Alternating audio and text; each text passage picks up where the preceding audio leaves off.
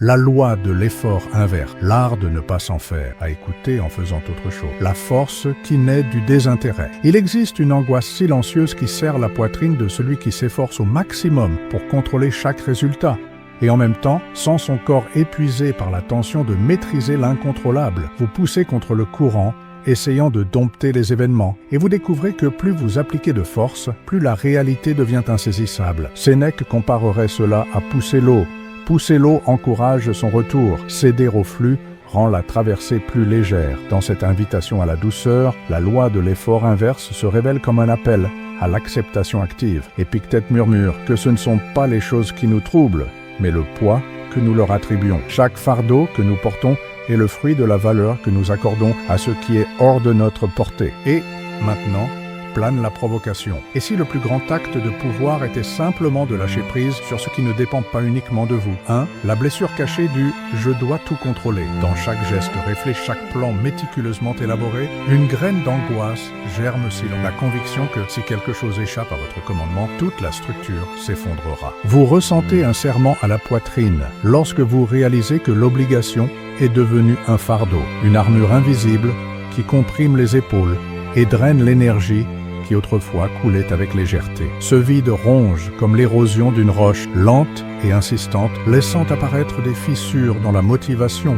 et la joie de conquérir. Le schéma se répète sans prévenir. Plus vous essayez de tenir chaque fil lâche de la vie, chaque détail d'un projet, chaque réaction d'autrui, chaque résultat souhaité, plus tout vous échappe des doigts. Comme l'eau entre les mains, les événements reviennent en vagues inattendues, renforçant la croyance que le contrôle absolu est à la fois un objectif et une excuse pour une peur profonde. Chaque rebondissement allume la voix intérieure qui murmure la culpabilité « j'ai échoué à tout maîtriser », même si, en réalité, le simple fait d'essayer autant en demande déjà trop à un cœur humain. Derrière cette volonté de tout contrôler palpite un désir de paix intérieure. L'anxiété de devoir tout gérer, de ne pas laisser tomber une seule assiette, révèle une aspiration plus grande, le soulagement de la tension qui surgit en réalisant que, sans respirer profondément, sans permettre l'imperfection, il n'y a pas d'espace pour la sérénité. C'est comme essayer de retenir le vent, d'empêcher les feuilles de bouger, sans remarquer qu'en relâchant votre prise, l'air retrouve son chemin et vous reprenez votre souffle. Reconnaître cette blessure est le premier pas pour embrasser la douceur d'être. Lorsque vous admettez qu'il n'est pas nécessaire de contrôler chaque vaguelette, vous découvrez la liberté de choisir où investir votre force et où simplement suivre le courant. Et en permettant au monde d'envoyer ses vagues, sans craindre de vous noyer, vous vous retrouvez ferme, non pas parce que vous avez imposé des barrières incassables, mais parce que vous avez appris à vous élever dans l'ondulation de votre propre existence. 2.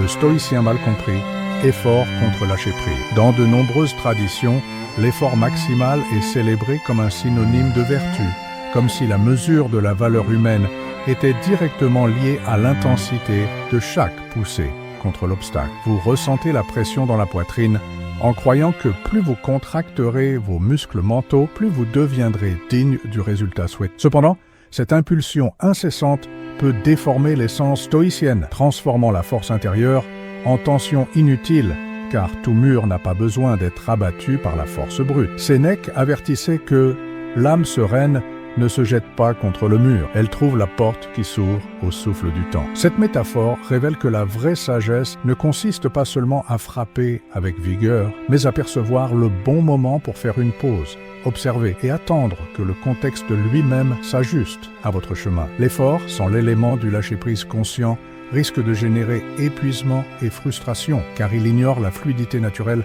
de la vie et l'action compatissante de celui qui se connecte au rythme des événements. Lâcher prise ne signifie pas abandonner. Lâcher prise, c'est rediriger son énergie vers ce qui compte vraiment. Choisir où investir son attention sans gaspiller son carburant dans des batailles infructueuses. En reconnaissant que l'acceptation fait partie de la vertu, vous apprenez à mélanger votre vigueur avec la sagesse du flux, créant un équilibre qui donne de la force à la persévérance sans immobiliser le cœur. Dans cet espace de lâcher-prise actif, le chemin s'ouvre avec plus de légèreté, permettant à votre action d'être guidée par le but et non seulement par la force d'un élan qui, sans direction, se disperse dans le vent. 3. Le cycle de l'épuisement silencieux. Il arrive un moment où l'effort intense cesse d'être une flamme qui propulse et devient une braise qui brûle à l'intérieur sans émettre de lumière. Vous le remarquez dans des épaules tendues, une nuque contractée, une colonne qui se courbe sans soulagement, que porter le monde à bout de bras se transforme en fardeau. Les nuits deviennent longues, envahies par une insomnie qui résonne de pensées accélérées. Et le cœur s'emballe sans raison apparente, comme s'il avertissait que quelque chose n'est pas synchronisé. Cette tension perpétuelle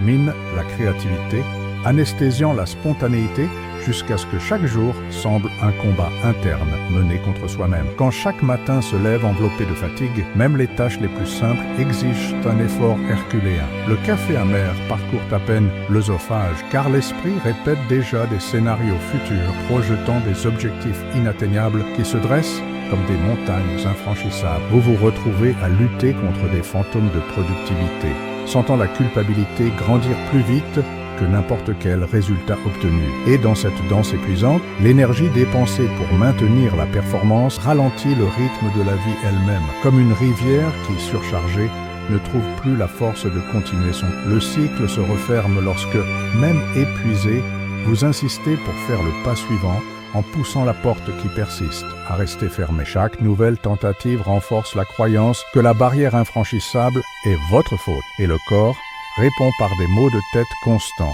une insomnie renouvelée et des palpitations qui rappellent un tambour muet. Et alors, l'esprit se demande en silence jusqu'à quand allez-vous marteler la même porte, espérant qu'elle cédera à la poussée d'un effort qui est déjà devenu épuisement. Dans l'écho de cette question, surgit l'urgence d'interrompre le reconnaître que des heures d'efforts supplémentaires ne garantissent pas de progrès, mais épuisent seulement la vitalité, en acceptant que, parfois, il est nécessaire de prendre du recul pour reprendre son souffle. Vous ouvrez un espace pour que la sérénité revienne à votre poitrine. Et lorsque le corps et l'esprit trouvent une trêve, la créativité renaît.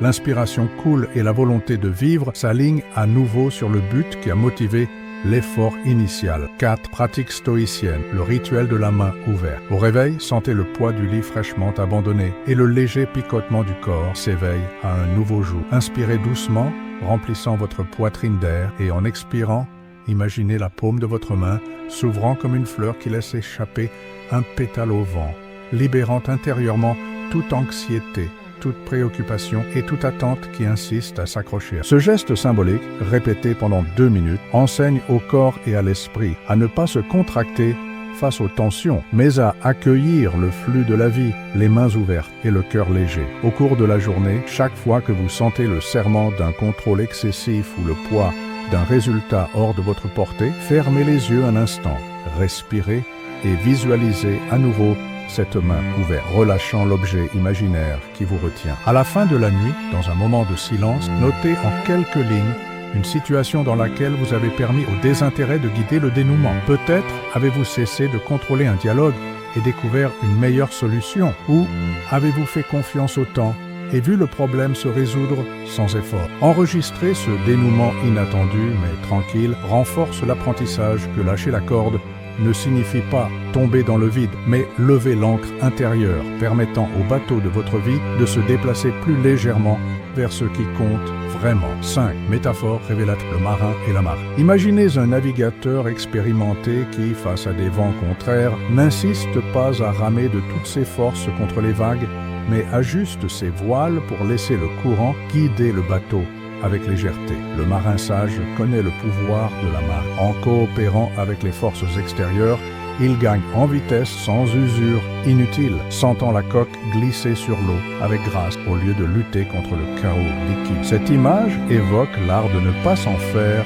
non par dédain, mais par la compréhension profonde que, en lâchant la corde rigide du contrôle, nous permettons au flux naturel de nous mener à la bonne destination. Quand le vent hurle fort et que les eaux s'agitent, le marin ferme ne désespère pas. Il ajuste simplement le gouvernail et desserre les cordages, reconnaissant que la résistance ne génère que tension et fatigue. Dans ce mouvement se trouve la véritable symphonie de l'effort inverse. Lâcher prise n'est pas une faiblesse, mais une stratégie qui transforme le mouvement contraire en impulsion favorable. Vous sentez dans votre corps la libération de la tension à chaque voile redessinée, et dans votre cœur, la confiance sereine de celui qui navigue la vie sans porter le fardeau d'une rame toujours levé contre le courant. Et maintenant, face à l'invitation intérieure, quelle voile avez-vous besoin de desserrer aujourd'hui pour que votre bateau trouve son cap sans effort herculéen? L'occasion se présente d'appliquer la leçon de la mer, choisir où tenir ferme et où abandonner la barre à la marée,